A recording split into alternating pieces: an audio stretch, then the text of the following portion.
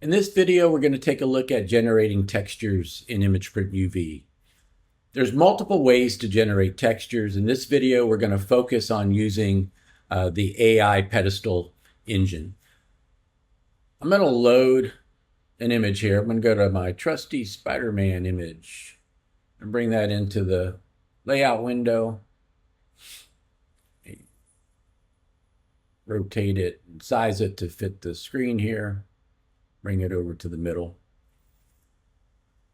All right, so I'm going to right mouse click on Spider-Man and we're going to launch the AI Depth Mask menu.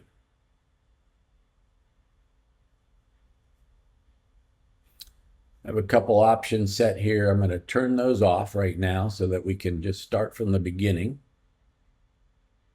I'm going to bring my pedestal all the way up and I'm going to remove all the texture. So now we're looking at the pedestal without any texture on it. And we can see from the camera perspective that the hand, which is brighter than the rest of the image, is closest to the viewer. And then the background drops out to nothing. So black is no texture buildup. White will have the highest texture buildup in the image. And then you have all your grayscales in between. I'm going to go ahead and bring up the texture so we can see the texture start to come in. And we can manipulate those sliders any way we want to. We can lower the pedestal to bring more of the image in if we wanted to texturize certain things. In this particular image, I don't want that sort of background or street level stuff to be textured. My personal preference, so I'm going to leave my pedestal full. And once I'm happy with this, I just hit apply. Now that texture is automatically generated. If I go to my composite settings, which is right mouse click on the image, composite settings, I can see that that texture was automatically put in place. I've got a default number of passes and height set, which comes in at 40, which is about 0.85 millimeters.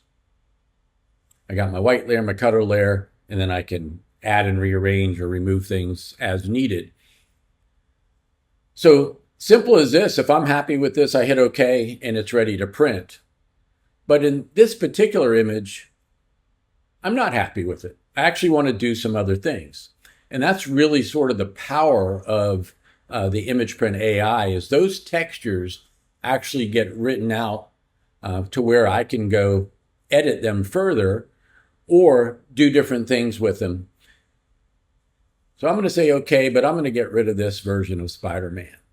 Because what I really want to do with this image is I want to drop out the background. So I go to anything that has the ability to do that, Photoshop or any other photo utility that I have, and I drop out the background of Spider-Man. Because I don't want to texturize anything but Spider-Man himself. I want him to become the focal point in this print. So again, I'm going to right mouse click and bring up my AI window. And here we can see Spider-Man without any of the other parts of the image having texture. But we do have a camera perspective still. So the hand is still coming forward. And so this area right here will have some ink buildup, even though it won't have any texture. Well, I don't want that to happen. So when I dropped out Spider-Man from the background, what I did was I saved it with an alpha channel. So I saved a PNG file, which has, and I made this background area an alpha channel. So I'm going to go ahead and say use that alpha channel. And now all of that background is dropped out in black. So there'll be no texture buildup at all there. No ink built up, nothing. It's black. I'm going to bring my texture up to its fullest and I'm going to drop the pedestal just a tiny bit because I want this back leg to come in. I don't want it to be very prominent, but I do want a little bit of texture there just to be consistent with the image itself. And then one of the other things I like to do here is I want to invert this texture, which is going to make the ribbing stand out more. So we'll still have sort of the pebbly texture in the suit, but the ribbing is going to have more of a pronounced standout on the image when we make the print. So I get this the way I want to, and I say apply. Now it's going to build that texture for just Spider-Man himself. But again, I want to print the full Spider-Man scene, but use the texture for just Spider-Man. So how do I do that? Very simply, I'm going to load the full image of Spider-Man again. And we're going to go into our composite settings.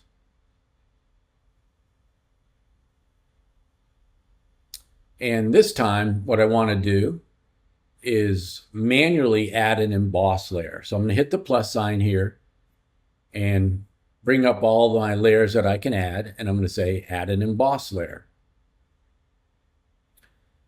Now what I want to do is go find that texture that I built.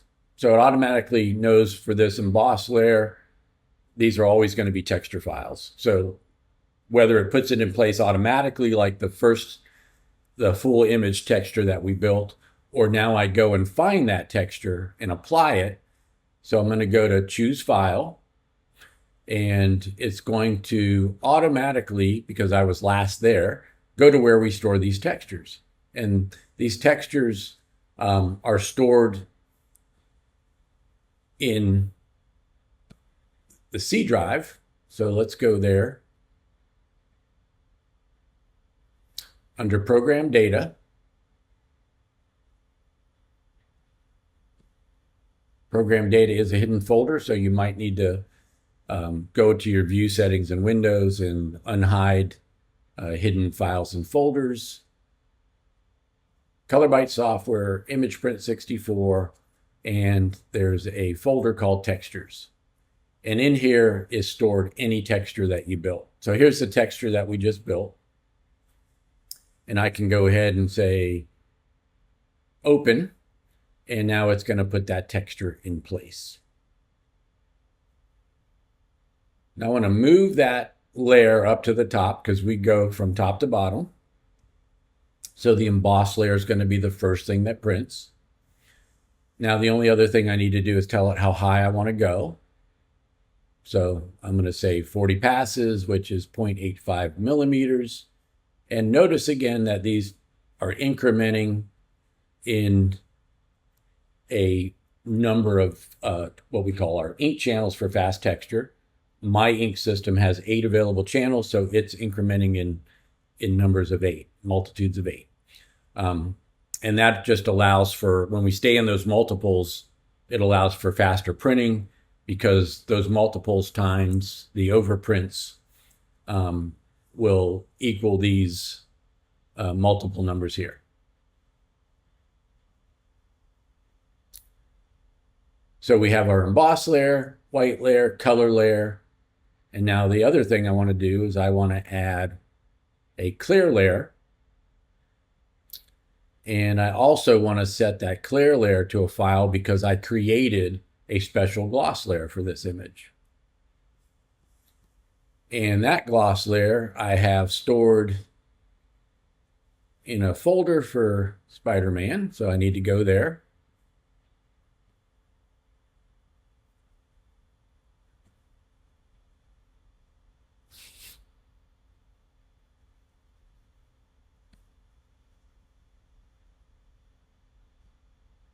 And Spider-Man, and here is my spot gloss layer that I created.